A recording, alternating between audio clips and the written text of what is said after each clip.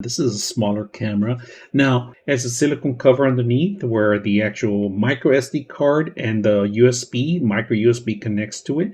Also, you could hang this either upside down or against a wall or somewhere in the corner of your house. You can do that. They give you the actual screw, the instructions, and we're going to go ahead and set this camera up today and see how well it works, and also the application, what you can do with it. You get the micro SD card, you got the micro USB reset button, and then the power button. So we're going to turn it on right now. And I like that they have the silicone. It also has the two-way audio.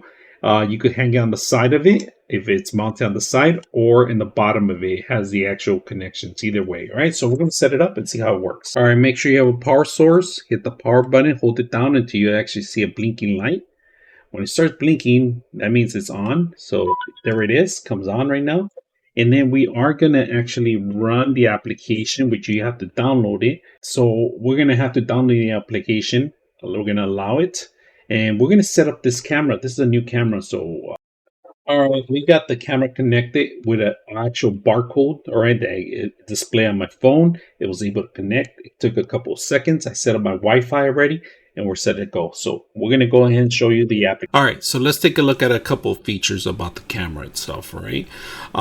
Let me go back so you guys can see a little bit more. So my camera is actually located in the bottom. I have multiple cameras in here. And of course, if I go in there, I can see a live view of the actual camera as it is, and right now I have it in an entrance. I could talk two-way talking, so anybody's in the front door, you could talk to them, you could hear them. Motion detection, I get a text message if somebody's in the front door or so forth. Sirens, it'll make a loud noise on the actual camera.